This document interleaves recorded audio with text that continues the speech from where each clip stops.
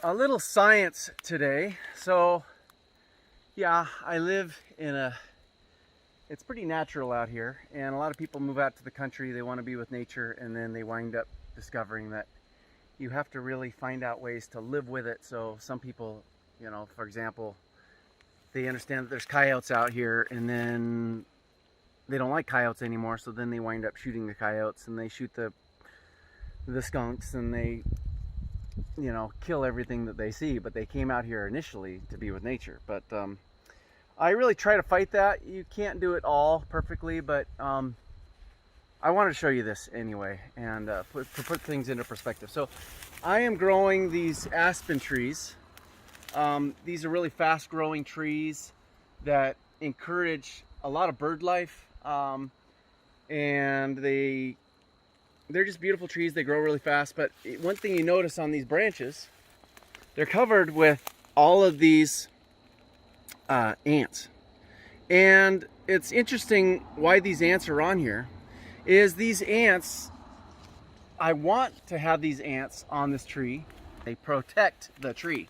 So since these aspens grow so fast, they don't spend a lot of energy making a lot of the chemicals to be able to discourage things from eating them, like grasshoppers and caterpillars and stuff. So they can die really easily from other insects. But you'll see that there are all these ants on here. Well, what's happening is these ants are on here. They're not eating the tree, they're actually eating the aphids, which I don't even know if the camera can get this close. But they're tiny little insects that are on here, little tiny black ones. Oh, there's some maybe right there. But the aphids are they're actually feeding on the tree. The aphids wind up, oh, here's a good one, like you'll see right there on that leaf, maybe right there. They're tiny little tiny insects, but they are actually sucking the plant juices of this tree. So not necessarily a good thing for the tree, because they're taking this tree's sugars, but aphids would be really easy to be eaten by other insects, like predatory insects, like ladybugs and things like that. But these ants are protecting the aphids, which is it's a crazy thing, because what happens is these ants go up to those little aphids and they give them a little tickle, and I don't know if it what it does to the aphids, but it makes the aphids squirt out their sugar, which is called honeydew. And then what happens is that the ants wind up eating the honeydew. So they're living off of the sugars that are excreted from the aphids that are living on this tree. Like I said, the ants want as much food as they can, and so they have to protect their food source. So if any other kinds of insects come on here and destroy both the aspen or try to eat the aphids, they're going to be attacked by these ants. These ants are protecting the tree and the aphids. If you try to get rid of these ants, like with a pesticide or something, oftentimes the aphids will get out of control, and then when there's a huge population of unprotected aphids, then you get things like ladybugs and other predatory insects that devour all the aphids. And then after that, since there's nothing protecting the tree, then you've got these caterpillars, and they will completely eat every single leaf on these trees, and they'll wind up killing the tree. So these ants are actually ranching the aphids. They're protecting them and living off of them, and in turn protecting the tree. I'll show you where these ants are actually living. Over here.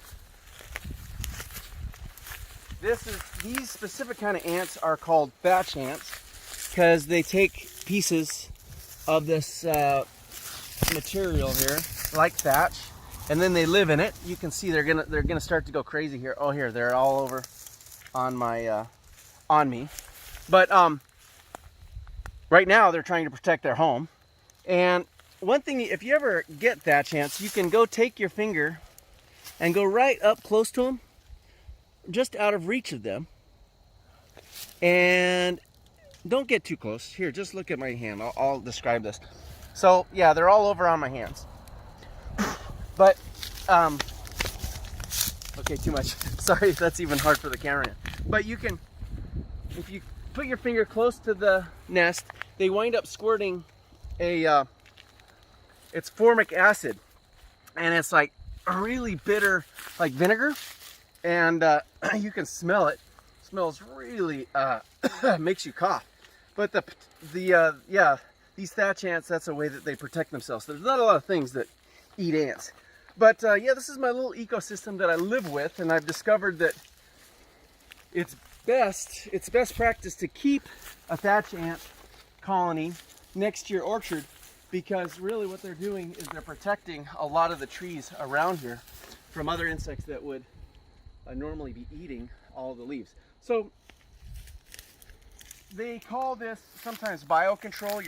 You're using something that's already here in nature to control populations that would normally be destructive to an environment, or at least off kilter. So, and then the relationship between aphids and these thatch ants, that's called commensalism. They're both benefiting from one another. The aphids are being protected by the ants, and the ants have something to eat, which is the honeydew.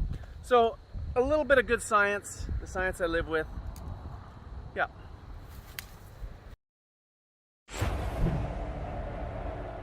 If you like what you've just seen, please don't forget to like, comment, and subscribe.